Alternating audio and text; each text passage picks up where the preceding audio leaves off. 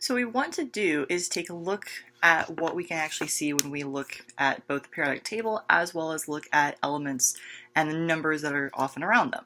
So one thing that you'll see that you're probably already familiar with is the element symbol.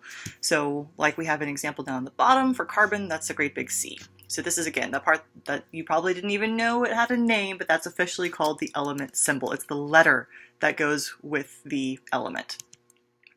Then at the top you have a mass number. So the mass number is actually the protons and the neutrons. So if you actually have just a mass number by itself, you'll actually have a whole number with no decimals as the mass number. Then you'll have your atomic number. This is just the number of protons and only the number of protons. The nice thing is that when you have both the mass number and the atomic number, you can do a little bit of subtraction and get the number of neutrons from that. The other thing that you probably may realize as you're looking down at the carbon example in the bottom is that usually you may see carbon in the 12, but they don't often write that 6 down below. You'll see it written in our notation now, and you'll see it later on when we do nuclear, but you won't really see that 6 very often. And the reason for that is because really the big letter C, the element symbol, and the number 6 down below are telling you the same thing.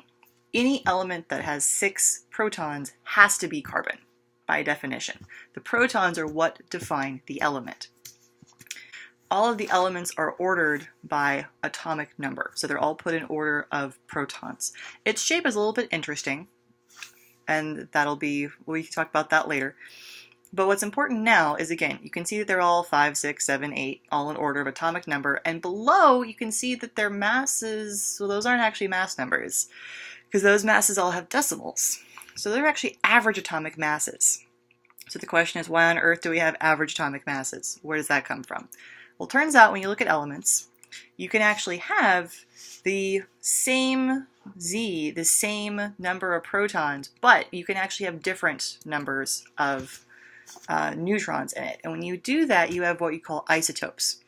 Now, here's the thing that most people get a little bit backwards. Oftentimes, you know that there's a common isotope. So like nitrogen having a mass number of 14. Very, very common. 7 protons, 7 neutrons. The thing that most people think, though, is that that means that that is some sort of like holy grail of nitrogen, and all the other versions of nitrogen are the isotopes. And that's not true.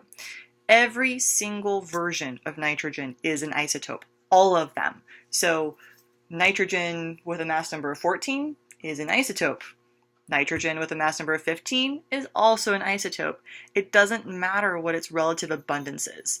As long as it's got 7 protons and some neutrons, it's a version. It's an isotope of nitrogen.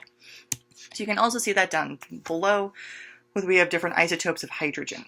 So again, one of them is very, very common, but it doesn't matter. The common one is still an isotope. So even though you've got deuterium and tritium, which hydrogen's got special names for theirs, there's some really fun historical reasons behind that. And you may actually see those as things progress. But bottom line, most important thing, these are all isotopes of hydrogen. Those are all isotopes of nitrogen. It doesn't matter what the relative abundance is.